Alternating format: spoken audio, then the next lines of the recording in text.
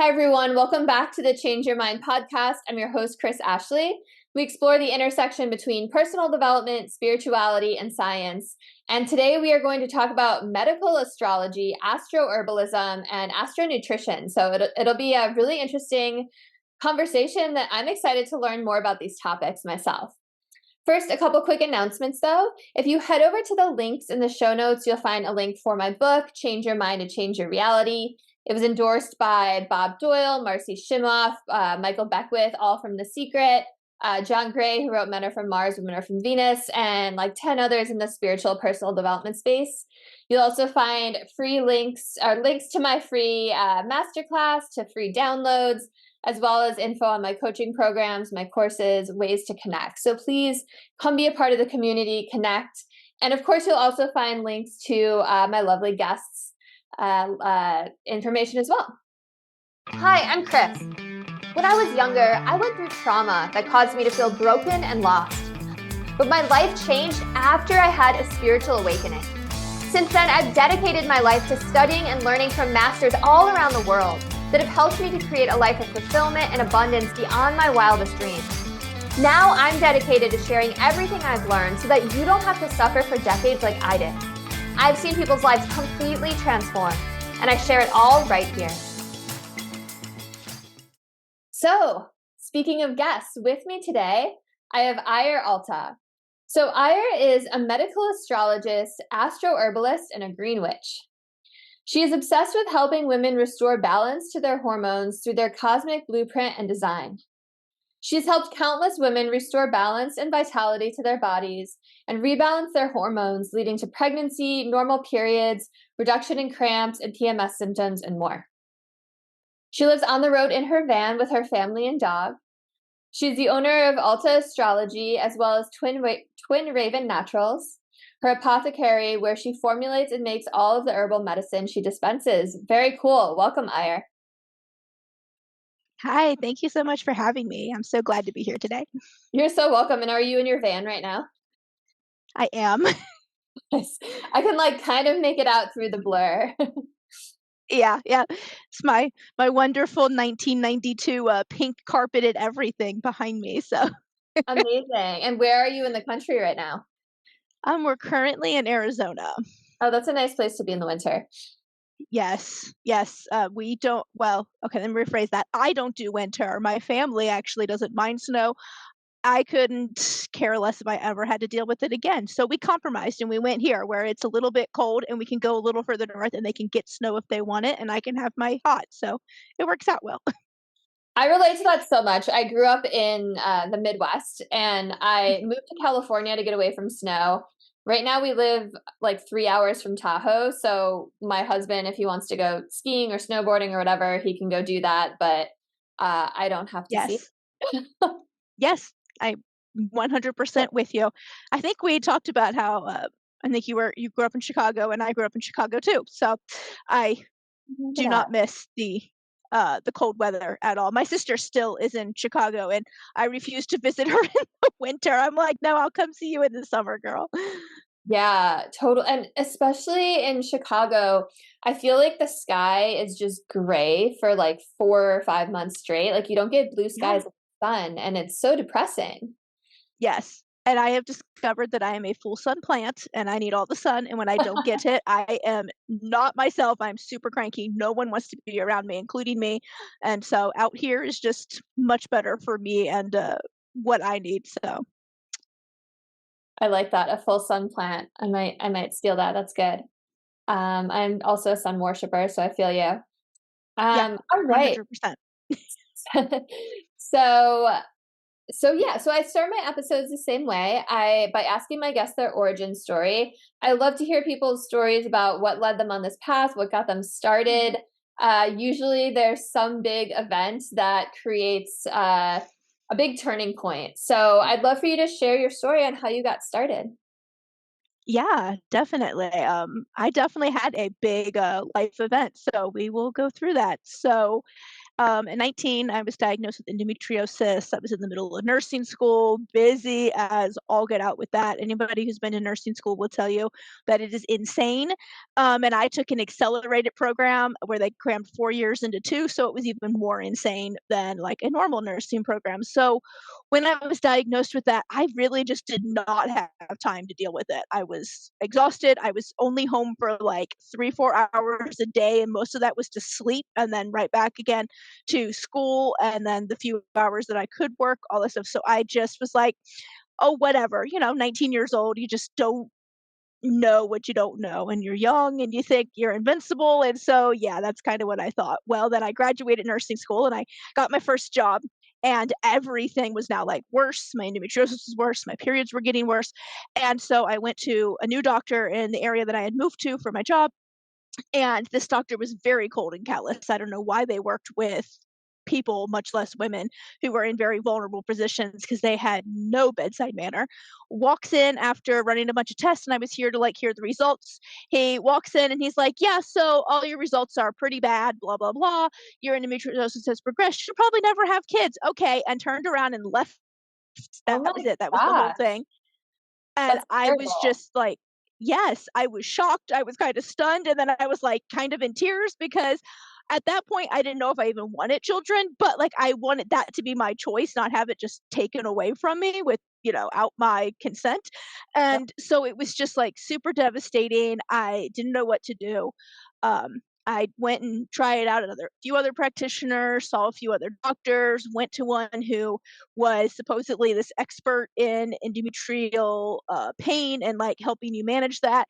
Their solution was to just go in and cut all the nerves that led to my uterus and like pelvic area, and we're like, there, that gets rid of the pain. And I was like, well, what else does it get rid of? Like, that doesn't seem like a very safe like option, or a one that I want permanently done. And so it just felt very barbaric to me. Like, this is like the 20th century. Why are we like, like it was just. Yeah. And after doing all that, I was now like 25 after doing all of this and, trying to get, and I just decided that I was kind of done. I was going to figure it out myself. I was going to find some other way.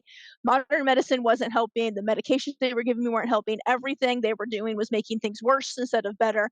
And I just kept getting this like intuitive feel in my body that what I was trying was not right. I needed to find another path. So I went down the path of like the alternative health practitioners, and I got a herbalist and a naturopath and a functional medicine doctor, and I got massages weekly, and like the fertility massages where they really help like open up that area. And I started doing exercises that I had never tried in my life, but they said they were good. And I went to a chiropractor and I did all this stuff. And at 28, I got pregnant naturally with the child that they said I would never have. Wow. Um, it was not a great pregnancy. My body did not like being pregnant. I apparently am not a happy pregnant person, so it was not a fun pregnancy. I had multiple issues throughout it. I was on and off bed rest. I ended up having to leave nursing in April. No, no, it ended up being like February. I was supposed to go out in April because I was due in May, and my body was just like not handling it well. I kept going on bed rest, and so eventually I just said, I'm just not going back. I'll just stay on maternity leave early. And so I was on bed rest for like the last 6 weeks of my pregnancy.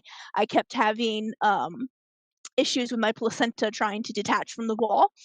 And so it was just like super crazy. I finally one day I stand up and I feel like this gush of water, and I'm like, did my water just break? So I called my midwife. She's like, more than likely that's what it was. Why don't you come in? We'll check things out and see what's going on. So it's like a Saturday. So I go in, I take all my stuff with me because I wasn't sure if it was like baby time or not. She does the test to determine if it's amniotic fluid or not, and it was. And she's like, yay, we're having a baby. Well, my daughter apparently had other plans. She did not want to come out.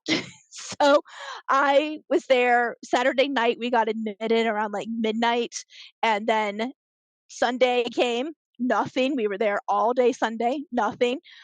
So Monday morning rolls around and still nothing. And everything's not progressing as it should. So they got transferred to a higher level of care at a different hospital where they had like the emergency stuff. They hooked me up to some monitors, and wanted to do a little bit of Pitocin to really kind of kickstart my labor since it wasn't doing what it needed to do. My body wasn't laboring properly.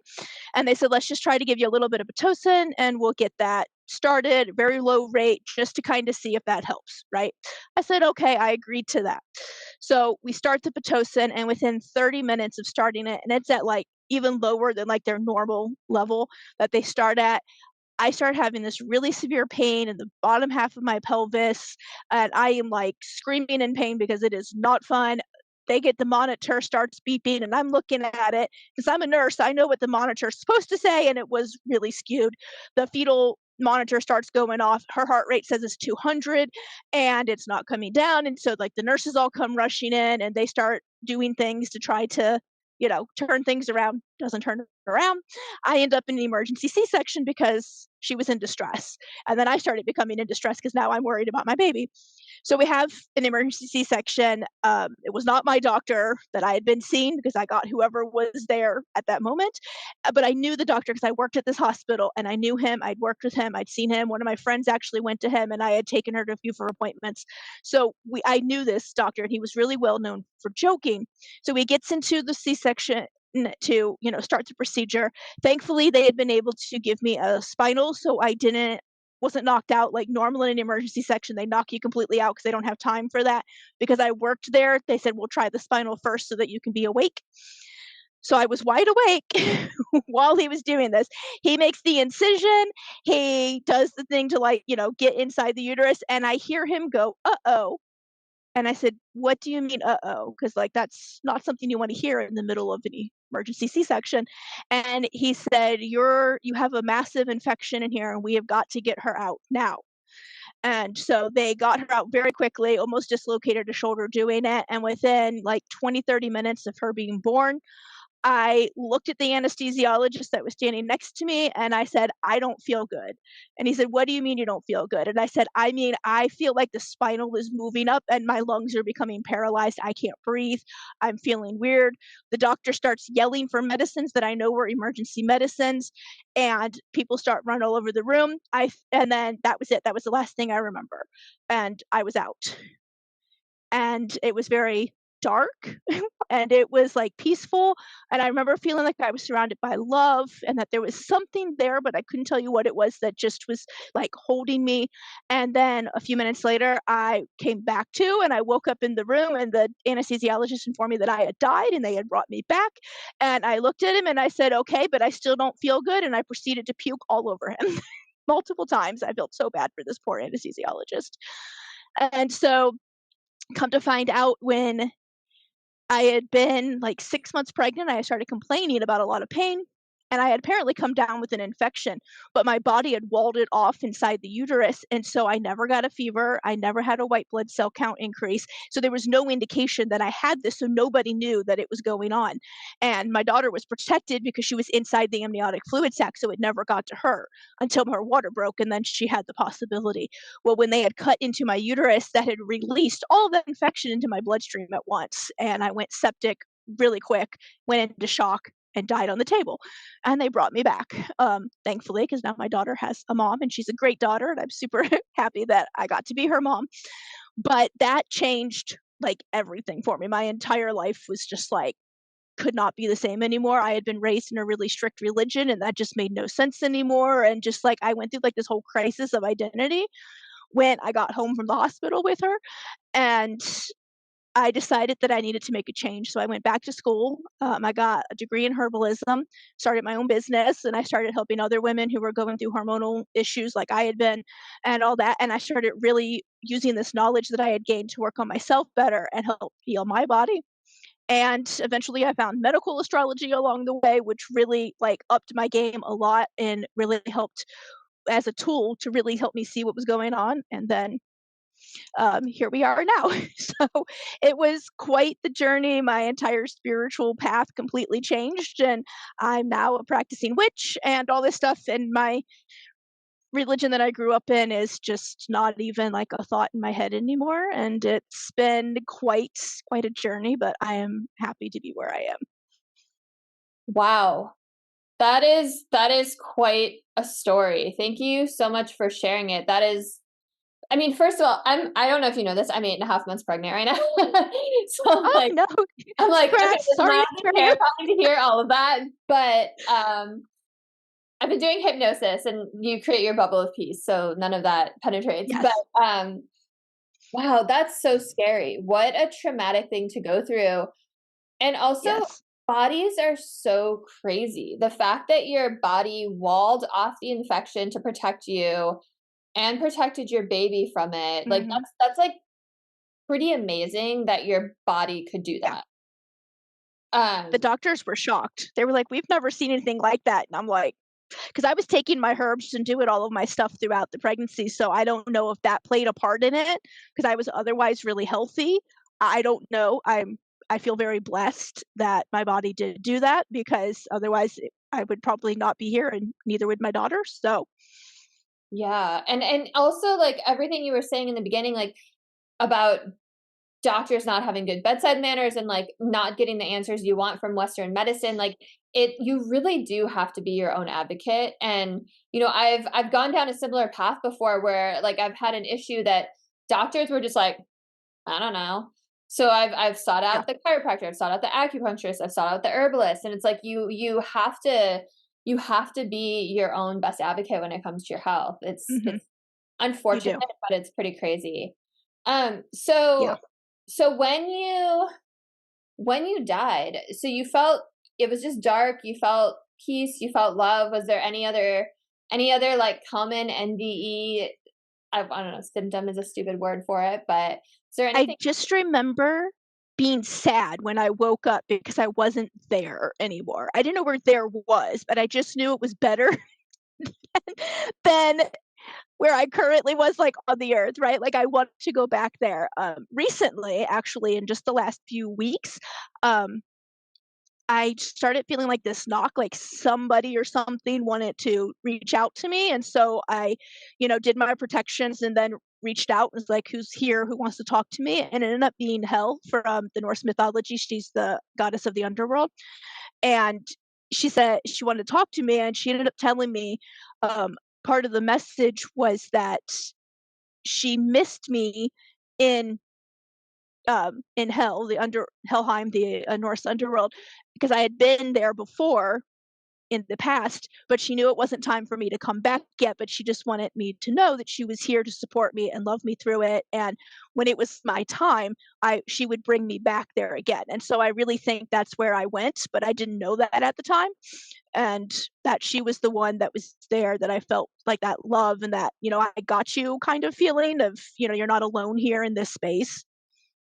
So Wow. So was it just that feeling of unconditional love and that feeling of sadness coming back that made you think, "Okay, I need to change everything I'm doing?"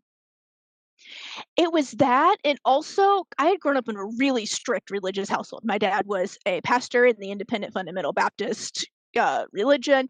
We had to have really long hair, had to wear skirts down to our ankles. There was, barefoot and pregnant in the kitchen was your, goal in life if you were happened to be born as a female, and it was very restrictive, and it never really set well with me, and I never really picked up on it as well as, like, my family probably would have liked me to. And so I'd been questioning it for a while, and of course, growing up in that atmosphere, they were always like, "Well, when you die, if you're not saved, you're gonna go to hell. It's gonna be fire and brimstone. It's gonna be this stuff." And or if you are saved, then you go see, Jesus or whatever. But, like, when I had that experience and I was literally clinically dead for, I think they said it was like 2 or 3 minutes, uh, I didn't see any of that. Like, none of that was present. There was nothing that they claimed I was gonna see, and that just got me really questioning. I was like, "Well, they told me this, but that didn't happen, and I felt something completely different." And for the first time in my life, I felt truly unconditionally loved, because at that moment in time, um, was not feeling that from my family. My ex-husband, who I was married to at this time during the pregnancy, was really unsupportive during the whole pregnancy and everything. And I just didn't, we were not in a good spot. And so I just really felt for once like somebody just, I don't know, I didn't know who it was at the time, but somebody just really truly loved me for who I was and wasn't going to try to push me into anything else or change me. And I think that's really kind of what snapped, was when I got back to my house and had time to really like process it once we went through all the stuff at the hospital and I finally got released. It was like we were in the hospital for like a week.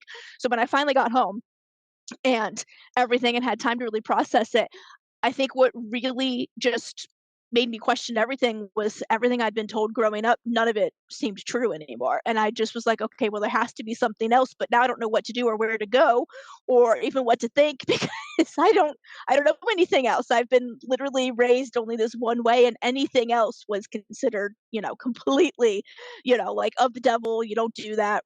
And so I think that just really it started some kind of like chain reaction inside of me and I yeah, literally kind of imploded. Also, it was my Saturn return because I was 28 when I was got pregnant with her, and I turned 29 after I had her. So I was right in that Saturn return window where a lot of big life lessons happened. So I don't know if that was also included in it, but yeah, I had like a whole spiritual awakening, changed all of my religious views, went more on the spiritual path, got a divorce, started my own business, went back to school, and so it was a lot. Yeah, yeah. And that totally makes sense that you're like, wait, I've been told that I'm going to see these things my whole life and I don't see them. But instead I feel like I'm actually being accepted for who I am. And I don't feel that from anything that you're putting out there. So that totally makes sense. And I forgot Saturn returns were a thing until you just said that right now. That like brought back like my Saturn return. I was like, "Oh my gosh, I remember that Yes. thing where it's just like when it rains it pours and it's like everything happening at once and your whole world gets turned upside down." Yeah, Okay, it so was a lot. yeah. Yeah. And again, thank you for sharing your story and for being so vulnerable and honest. I appreciate you. So you started off on this adventure and you found medical astrology. What is medical astrology? Because I've never heard of that before meeting you. Yeah, it's actually pretty old. It's not as old as like traditional Chinese medicine and Ayurveda. They're both about 5 and 6,000 years old, and this is more around like 2 to 3, depending on which book you read. Um, so it kind of started more in like the Arabic nations and then was really solidified into a more of a like usable system that was more standardized for everyone to use in the 1500s in like the UK, which is well now the UK, it was just England at the time. Um, and in Italy and a little bit like in France and Germany. So that kind of whole region there was really brought into use and solidified into a system. So it is the use of one's natal chart, which in this case is called a planetary health chart, and using where the planets are in their chart in which signs to determine what's going on inside the bodies. So the planets have influences that are exerted on our bodies. The signs rule different body systems and organs within the body, starting with Aries at the head and ending with Pisces in the feet, and it goes all the way through the body from top to bottom. And so whatever sign those planets in your chart are in, they exert that influence over those body systems ruled by that sign. And so, like for instance, if your sun is in Aries, Aries rules the head. The sun is a very hot, drying, warming influence in people's lives. And so, if it's in Aries, which is a fire sign, which is already hot and drying, then these people can be more prone to headaches, migraines, strokes, aneurysms suddenly occurring in their head. Um, Due to that hot, dry influence. If it was in Saturn instead, which is a cold and restrictive influence and restricts like blood flow, the nutrients to different body parts, and it was in Aries, then we would see migraines and headaches as well, but from a different cause. In the sun, it would be more of like a dry inflammatory process. So we want to use cooling, moistening like herbs and processes that help bring more like hydration to the body because they're more than likely dehydration caused. Whereas in Saturn, they're more like there's a vasoconstriction going on. We want to use herbs and other things that would open those circulatory system and veins and arteries to the head up so that you were getting more blood flow and in turn would have less headaches. So that's just a brief. But it's a really cool system. That's a great tool to really help you pinpoint what exactly is happening. And so obviously current transits affect this of what's going on in the sky, which can cause like something to start happening. Like Saturn's in Pisces now. So if you have Saturn and Pisces in your chart, you might have started noticing a lot more of like chronic foot issues popping up this year when Saturn moved into that, and so that can cause some issues as well. Certain moon signs feel the moon phases a lot more than others, and so they will notice a lot of changes in their bodies during those times. So it's kind of a good tool as well for not only seeing what could be happening, what could be occurring in the future, but also what's happening right now and how your body's being affected daily, so you can learn to balance on just a regular everyday basis too, by learning what your body does under certain conditions. That's super fascinating. And I love that it's not just your chart that you were born with, but it's also like, hey, this is what planet is in alignment with whatever right now, and that's why it's affecting you. And I probably didn't say that right at all, but you know what I mean. Um, so is it only about like the issues that you could have that could pop up or are popping up, or does it show the other side of it as well? Is like, I don't know, like you're going to have really healthy kidneys because you have this planet, or you might have these strengths. And does that make sense what I'm asking? Yeah, yeah. So it gives an overall picture of like how your body is designed to function and where imbalances and problems could occur and where they might be actually occurring right now and where they might occur in the future. And it also can show like when things started, like if you came to me and you're like, hey, I get all these headaches and nobody can figure it out, can you look and see? And I'll be like, okay, well, when did your headaches start? And you tell me, let's say 3 months ago. I would go back in my ephemeris and I would look to see where the planets were in the sky 3 months ago so we can see what triggered it. And then from there, we can work towards figuring out a solution then. So it can also show, yeah, that, hey, you're like super healthy or you have a better chance of, not coming down with things, right? Because you have a high vital force and vitality and things like that. And so it definitely can be great for preventative use. It can be great for, hey, I have something, so let's get that fixed now. Or, hey, I don't want to get something. What are my odds of getting this? And how can I work to make sure that doesn't happen? Or, hey, I'm feeling great, but I just wanted like an overall view of how my body's designed and things that I can do to make sure that it doesn't go the wrong way, right?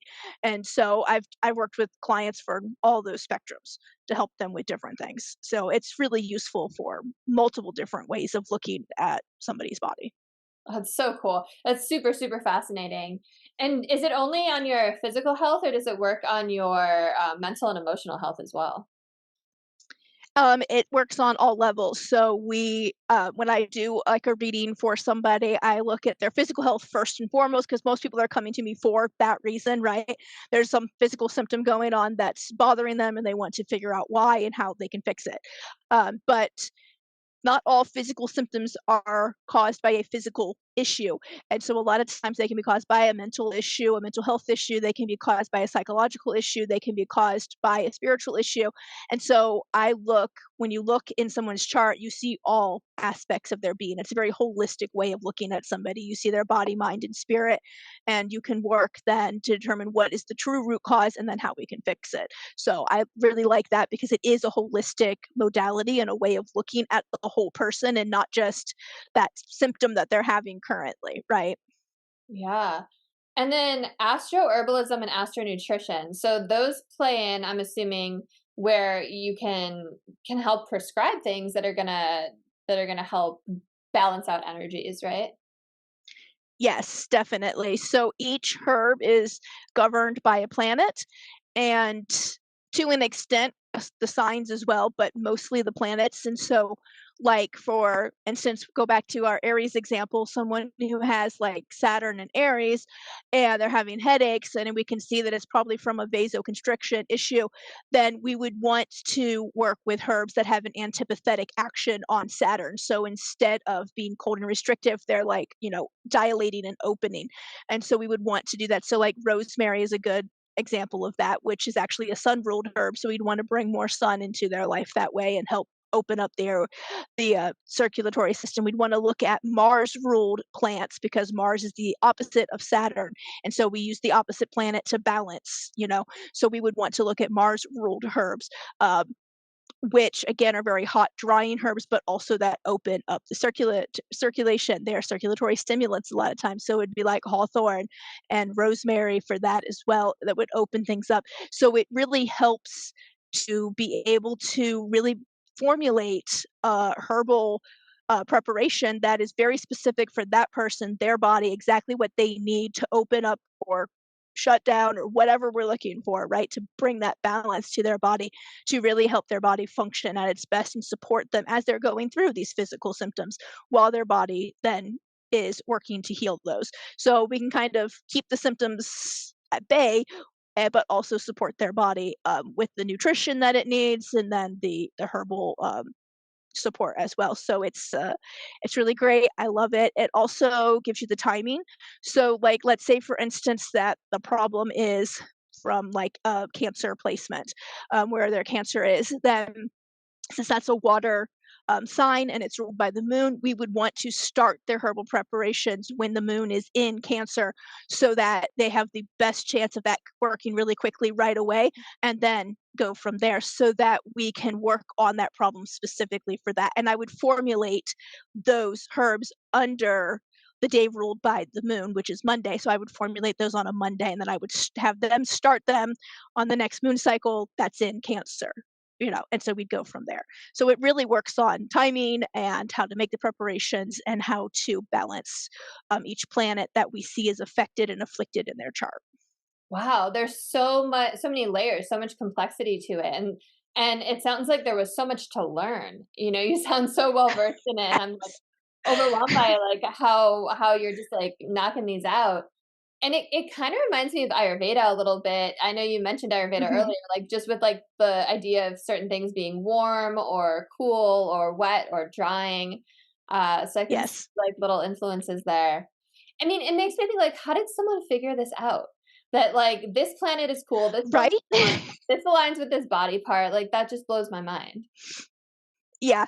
A lot of the books that I've read for my education, for my degrees in this, have been very much where it was like, so for like the course of 6 years, this one physician, kept track of where everything was in the sky, would note when someone would come in complaining of headaches that, hey, the moon was in Aries that day or whatever. Like, and so started like putting this all together, but it took like years and years of just like making little observations when they saw patients and stuff. It was crazy. I don't know if I would have the patience to do that myself.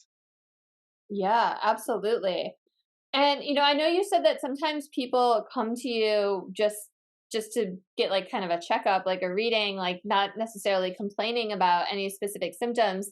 Does it show where like there's deficiencies, like nutrition wise or anything like that as well? Mhm. Yeah. So the AstroNutrition piece comes in because each planet rules over certain vitamins and minerals, and each sign governs a cell salt. So a cell salt is a version of a mineral that is more bioavailable to our bodies, and we uptake it a little bit easier. And so what I can see is like again, if they have Aries and Saturn, and they're constantly having headaches, what happens is we would look to see what planets are next to Saturn and what planets are directly across from Saturn in opposition, because Saturn is very powerful. Its influence is very strong, and it is not happy only affecting the sign that it's in. It wants to affect everything else around it. So, like, if their sun is also in Aries, let's say directly next to conjunct Saturn, then they're going to have some issues there, because what happens is that restrictive force is going to restrict the nutrients that the other planets around it govern. So, like the sun governs vitamin A, vitamin D, magnesium, and iodine. If your magnesium levels are low, you can get a lot of headaches. For many people, that can be a sign of low magnesium. You start taking more magnesium, bam, headaches are better. Vitamin A is essential for our cardiovascular health. It really keeps our arteries how they're supposed to be, nice and flexible, slippery, so the blood goes flowing through them and doesn't stick to the sides. And so, if you're having a lot of issues with headaches like that, it could be a lack of vitamin A, because your vitamin A is not up to where it needs to be. So, we can start that. And we can see that that could possibly be an issue. Iodine can lead to thyroid issues, which can then lead to headaches based on whatever's going on, because Taurus is rules the ear, nose, and throat area, and that ear, nose, and throat area can reflex to the head and cause headaches. So we would want to make sure that they're getting enough iodine daily. Also, Saturn rules, its own things, vitamin C, and it rules calcium and fluorine for the minerals. And so sometimes if you're not getting enough calcium, you can get headaches because you need the calcium, sodium, potassium, and magnesium to all work together for the cardiovascular system and muscular system to work and not create spasms. So it could be a spasm headache because maybe you don't have enough calcium. So we would really look at all of the things that are going on with that, and then that gives me a really good idea of what might be deficient in their bodies, and then we can start supplementing from there. To show you how accurate it is, I have had clients where I know nothing about what testing they've had done or that they want to go get done, and I've done a reading, pointed out where deficiencies are more than likely occurring, and recommendations for supplements. And I have had several of them come back and go, "Oh my God, I just got blood work back and I'm low in all of those things that you mentioned, and I don't know how you saw that because like you didn't take any blood." And I'm like, "Well, it's in your chart." And they're like, "You have some kind of voodoo magic because I just spent thousands of dollars on blood work for you to tell me the same thing and never have to poke me. I wish I could have seen you first." Yeah, and it's gotta be, like, so validating for people, right? That, like, Mhm. "Oh, this issue I've been having, like, there's a reason for it." It's, like, written in the stars, right? Like, Yes. literally, Yes. and it's part of who I am, and there's things that I can do that Mhm. that don't involve taking drugs or pharmaceuticals. There's natural things I can do Mhm. to help balance my systems. Yes, I get that a lot from people. There so many people's first reaction is, "Oh my god, this reading was so validating because I've been struggling with, insert problem here for years and everyone's telling me it's in my head. Shouldn't be that bothersome. I should just be over it by now, like all this stuff, and you validated this is how my body is designed to work and there's nothing wrong with it. I just need to accept it. And once I accept it, then it'll be integrated better, right, into that shadow work section. Start doing the shadow work too and integrate those sides together." And a lot of them have had their symptoms completely disappear when they've just accepted that this is who they are, how they're designed, and that it's okay to be that way. It's okay for you, to be a person who can't eat gluten, or to be just, have certain foods bother you, or certain signs really don't do well with pharmaceuticals, and they have a list of allergies a mile long, and they're being told by health providers, "Well, that can't be. You can't be allergic to all of these," but they are, and then they feel bad, like they're making it up, or like something's wrong with my body, and there's not. You're just one of those signs that is super sensitive to that, and what you really need is more holistic, kind of medications and treatments instead of pharmaceuticals because your body doesn't handle them well. And so learning that makes them so much happier and more comfortable and confident in their own bodies, and then managing their own health, right? They feel more confident in their ability to trust their bodies and work with it. Yeah, absolutely. And I mean, it makes sense. It's like you've come full circle where you weren't feeling accepted for who you were, and now you get to help other women feel accepted about that. So that's pretty special. Does your chart talk about I don't know, like that area of your body where the endometriosis was? Yes, actually. So when I got into medical astrology, it was the first thing I went looking for when I started learning things. So I was like, there has got to be a reason for this then, right? Because I had just been so like ragging on myself that I should be better than this. Why was it taking so long to heal? Like I know my body can heal it, but all this stuff.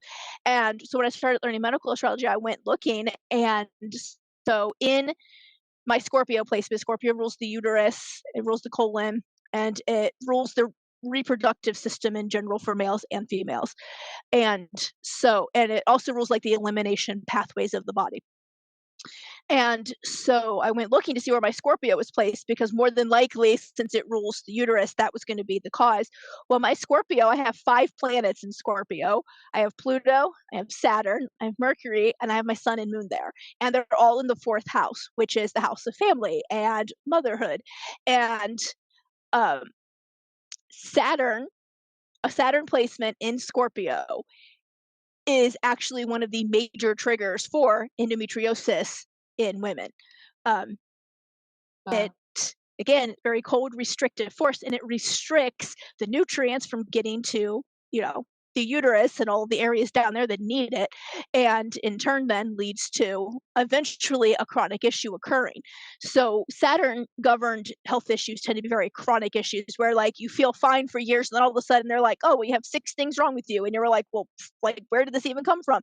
And it's because for so many years your body has been dealing with this and has been balancing itself as well as it could, and then it gets to a point where it just can't anymore, right? And that's when this stuff shows up. And so that's basically what happened.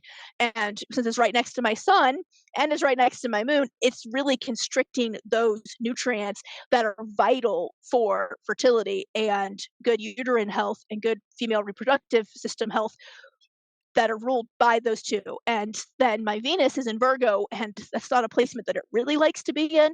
And so because of that, those very needed um, nutrients that Venus rules, copper and vitamin E specifically, that are really necessary for good fertility and female reproductive system health, are also being affected.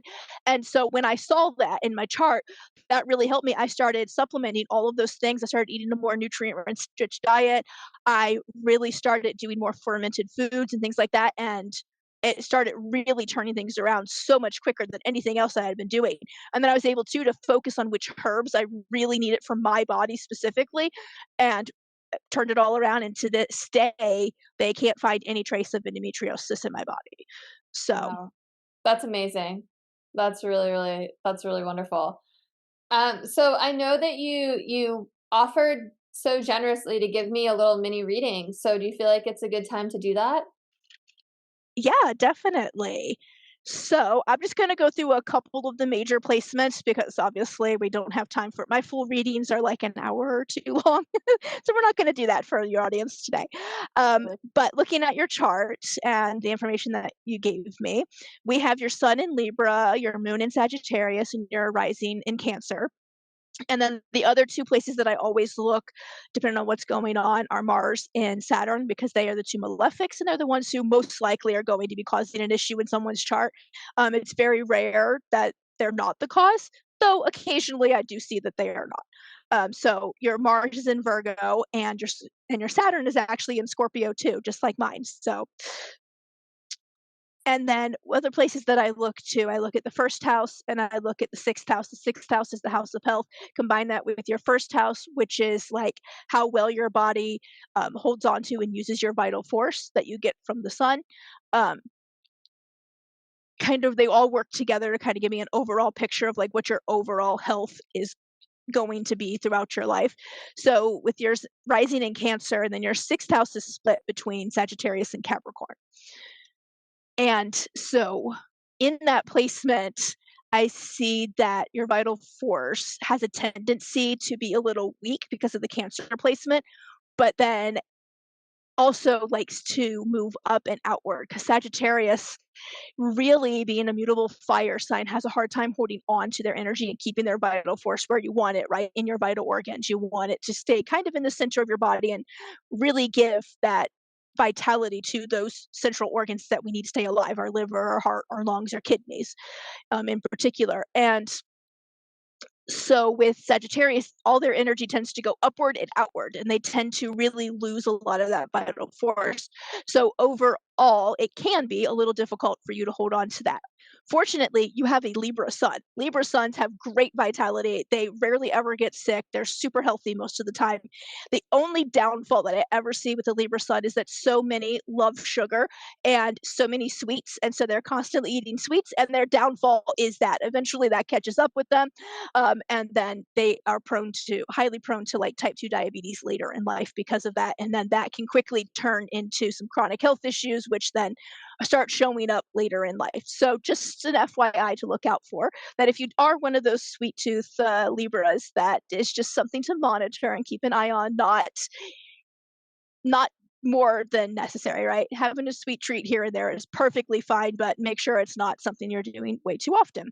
On top of that, so your sun in Libra is like your vital force, your life battery, if you will, right? Libra rules the kidneys, rules the ovaries, and it rules the general like balances in the body. So like the acid alkaline balance, the electrolyte balance, and the hormone balance, especially for women because it does rule the ovaries. It's ruled by Venus usually, so obviously would much prefer to be in Venus, but being in and sun is actually a pretty decent placement for most people because, like I said, the vitality is really good there. But here I do see that there is an increased possibility for, as I said, that love of sugar because it's ruled by Venus, and Venus is the planet of like sweethearts and sweets and love, and it likes that. Taurus is also ruled by Venus, and they have the same issue sometimes with having that sweet tooth. So it's just a very common thing that I see with Venusian planet placements. I do see too, and a lot of times in this placement, is a huge dislike of exercise if they have to go and do it alone. They much prefer group classes or something where they have a buddy that comes with them. If they have to do it at all, Libras would much prefer to just stay inside and not do exercise at all if it was up to them because it's not fun. And I don't blame them. A lot of exercises are not fun. Kidney issues can be a problem because they do rule the kidneys and an imbalance in the acid alkaline, as well as ovarian problems, mostly PCOS that I see there. They can be prone to acne, and this can be due to a kidney insufficiency, though acne is also common with certain Scorpio placements because Scorpio rules the colon. And so if you're having a colon that's not functioning as well as it should, some of those metabolic waste products that are supposed to be pushing out can build up, and that can lead to a reflex of acne on the face. So another thing too here is that Libras in this sun placement are very strongly influenced by their partners in life. And if they pick the wrong partner, that toxicity in that relationship will bleed into their physical health and can cause a lot of health problems. And when I have a consult with a Libra where I see a lot of like crazy health problems happening, I always ask, hey, what's your relationship like with your life partner? What's going on in that? And a lot of times leaving that relationship fixes all of their health problems because it's not a physical problem. It's that, kind of, again, spiritual and like mental kind of psychosomatic issue that's happening because they are very strongly influenced by the emotions and energy of their partner. So picking wisely for Libras is very imperative. Of course, we all make mistakes, especially because, we're humans and it happens, but just know that that's something to look out for. For those listening, I'm assuming you don't have that problem at all. I picked a good one, Curious. luckily. Good. I'm glad to hear that because I did not the first time around, but my second time around has been amazing. So yes, it's definitely possible to come back from a bad first one if you did. So, Moon in Sagittarius, the moon is the distributor of the vital force that you receive from the sun. So, the sun is like the battery, and the moon is like the wiring that takes that vital force to all of our body parts. So, when it's in certain signs, that can be that it's very steady, it goes where it should, it does it in a very nice manner. And in other signs, it can be very erratic or sporadic. Yours is in Sagittarius. Sagittarius is a mutable fire sign.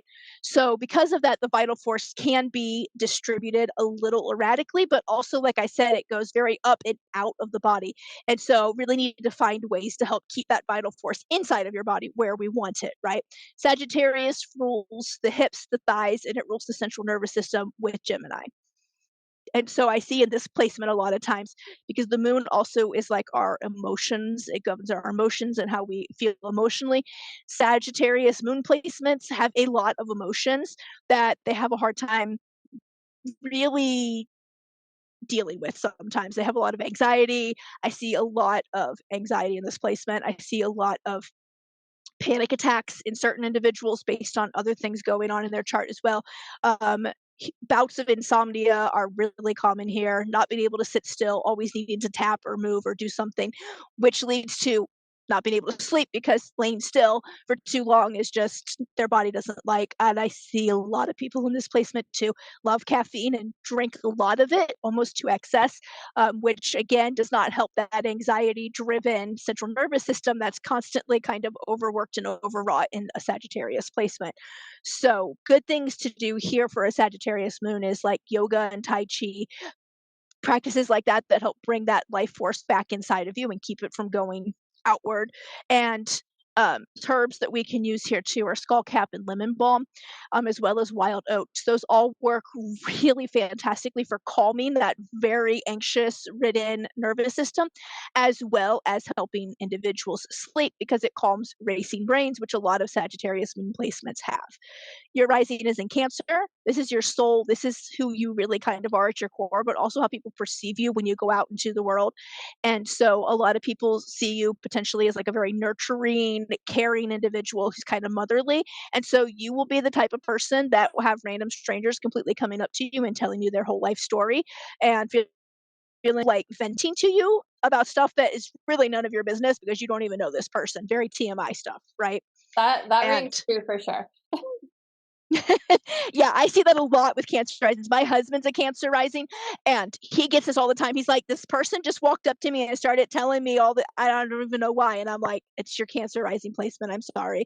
So in this placement, I do see the need to lean more into your the opposite sign of Capricorn, which is ruled by Saturn and is all about boundaries and setting up some boundaries, either physical or even emotional and energetic boundaries to keep some of these people at bay, since your energy levels are very important and Cancer has a hard time hanging on to those energy levels sometimes because they are constantly like people come up to them and are constantly being kind of like energy vampires even if they don't mean to be, right?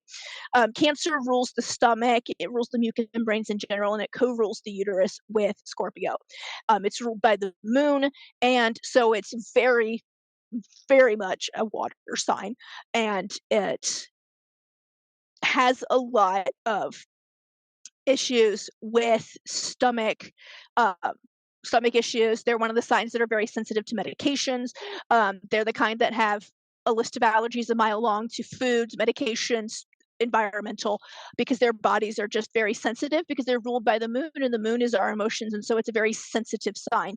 And in turn, that leads to a very sensitive body. So just knowing that is a possibility and not to be feeling bad about it or upset that your body is that, leaning more into like the holistic and homeopathic remedies for things is actually really good here so that your body doesn't get overwhelmed and cause more problems down the road. I do see a lot of dryness here, which is weird because it is a water sign, which then leads to digestive issues, which then can lead to having um, colon issues and things like that, which then lead to nutritional deficits because there's not enough moisture in the digestive tract to absorb nutrition that you're intaking properly. And so, because of that, that can lead to a lot of these sensitivities and food allergies because everything's too dry. So, water, water, water, water, water, water, lots of water with electrolytes is super important for Cancer placements. Your your Saturn is in Scorpio. Like we talked about earlier, Scorpio rules the colon, the elimination pathways, and the uterus with Cancer, and it co-rules the um, reproductive system of both males and females. It's ruled by Mars, so it's kind of doesn't like being in Saturn because Saturn is the opposite of Mars. And we see here, like I said, endometriosis is heavy incidence here, heavy periods, no periods, which is the opposite of what we would like. Dysmenorrhea, so painful, really painful periods are really common here in this placement. I see individuals that are very either constipated or have the opposite, where they have like Crohn's, which is like an inflammatory bowel issue, which again is caused by that reflex to wherever Saturn is reflexing. And so here I see that there can be a possibility of those things um, either happening down the road or just occurring in general. So it's always good to watch out for that. And then to help make sure it doesn't happen, fermented foods and drinks are a great thing to incorporate into your diet daily. Making sure you're having a very high nutrient dense whole foods diet is really good. And then because Saturn does have a hard time in this placement with holding on to necessary minerals, doing cell salts to increase those mineral stores in your body is always a great thing to do here in that placement as well. And then your Mars is in Virgo, does not like being here either because it is an earth sign and Mars is a hot fiery planet. In medical astrology, it's hotter than the sun. So it's very inflammatory, it's very drying, and Virgo is a mutable earth sign and it is very drying earth sign, way more than the other two earth signs. And so because of that, in this placement, I see a lot of liver issues where there's like trapped heat in there, and that leads to digestion issues, which then leads to other issues, which causes a whole cascade. And so a lot of like cooling bitter remedies are perfect here for someone with this placement. I have the same placement, so I get it because I need the same thing. Dandelion root, burdock root, skullcap, lemon balm, and oats are all great here for that, to keep that trapped heat out of there. And it also can lend to a really dry digestive system, especially the small intestine, because Virgo rules the liver, it rules the pancreas, the gallbladder, it co-rules with Capricorn, and it rules the first part of the small intestine. And so we can see a lot of dryness in there, and you do the most absorbing of your nutrients that you intake in the small intestine. And so because of that, if that's very dry and not working properly, you're gonna see some nutritional deficits eventually cropping up, which lead to problems down the road. So overall, I do see a potential for down the road, potentially female hormone and reproductive system issues potentially occurring if we don't get those mineral stores up and make sure you're intaking those nutrients that are ruled by the sun, especially with that Saturn placement being so close to your sun in the chart. And liver issues are definitely a possibility here as well. And then diabetes, because unfortunately Virgo's really prone to diabetes as well, especially in that Mars placement. So just keeping an eye on like your diet and your nutrition and that liver, which helps process hormones, and your pancreas, and working on making sure, as hard as it is, that you get some exercise daily, because that movement also is very good for your body in keeping those things at bay. And I think that will keep the majority of things from cropping up for you in the future. Wow, thank you so much for telling me all of that. That was so in depth, and I'm gonna have to like go back and rewatch this and soak it all up. But it's what really stuck out to me. It's interesting is uterus kept coming up, and then at the end you said reproductive issues, and I've had quote unquote unexplained infertility, which I think is BS. I don't think anything is unexplained, right? There's an explanation for everything. Nothing's unexplained, no. Yeah, but it took us 7 months or 7 years to get pregnant and like so many fertility Yeah. treatments. So With uh that Saturn placement in Scorpio, that's a so, huge thing. so what's a good remedy for that? Like what can I do to A help? lot of times, because I do this is like my thing, right? Helping women with hormones. It's my jam. I've helped so many people get pregnant. And it's so much fun. It's my favorite part of my job. Um, a lot of times, especially with this placement that you have with that Saturn placement in Scorpio, and it's so close to your sun. And this is very common for a lot of women, because so many women, unfortunately, by societal conditioning, have been trying all kinds of fad diets because if we're not skinny, there's something wrong with us, and that leads to a lot of nutritional deficits throughout your life that don't get fixed. Also, for some reason, there's this thing going around that low fat diets are the only way to lose weight for a lot of people, so they stick on a low fat diet, which as a woman we need a certain percentage of fat in our bodies to be able to get pregnant. Our bodies will not allow us to get pregnant if we're too low, a lot of times because they know we don't have the stores to like sustain a pregnancy. So low fat diets can again cause that, because then we can't store properly vitamin A, vitamin E, and vitamin D, all of which are imperative for making sure that we not only can get pregnant, but we can maintain a pregnancy long term. And so those stores get low, and that causes it. So many of my clients I really see are just really low in vitamin A, vitamin E, copper. If you were low in copper, um, getting pregnant is very, very hard. So when I'm looking at a chart, I look to see where Venus is placed, because it rules vitamin E and copper, which are two very necessary vitamins and minerals for getting pregnant and maintaining a pregnancy. I look where their sun placement is and what's around it to see if anything is impeding their body's absorption of vitamin A, vitamin D, magnesium, and iodine, because you need iodine as well at proper levels to help your body produce proper amounts of hormones so that you can get pregnant and maintain a pregnancy. And if your magnesium levels are low, and in your case you have Mars in Virgo, so your liver is probably struggling to store things where it stores all the B vitamins, you need magnesium and vitamin B6 together at the same time to produce progesterone. If you don't produce high enough levels of progesterone, you will not be able to maintain a pregnancy for more than like probably a week or two, and will lead to a lot of miscarriages, or in some cases the body won't even allow you to get pregnant because it knows it can't maintain a pregnancy past the first couple of weeks. Bodies are amazing, very amazing things, and they know what they're doing, and if they don't have exactly what they need, they will prevent so much from happening, so they don't wind up in a position where they're having to leech minerals from your bones and your teeth, and causing harm to the mother as well, too, because once you get pregnant, the body prioritizes your fetus over you, and it will take what it needs from you, which then leads to more health problems down the road. So honestly, looking at your chart, my first thing if we had worked together would have been to get your vitamin A, D, E up, to get your magnesium and your iodine levels where they need to be, and really work on making sure that you were getting plenty of nutrient dense foods with all those minerals, so that your body had the stores that it needed to be able to not only create the proper amounts of hormones, but also to maintain a pregnancy for you, so that you would have been able to, get pregnant and not have to go through any miscarriages, which can be devastating. So Yeah, thank you. That's all really interesting. I've worked with my best friend's husband. He actually was on the podcast too. He's a functional medicine doctor.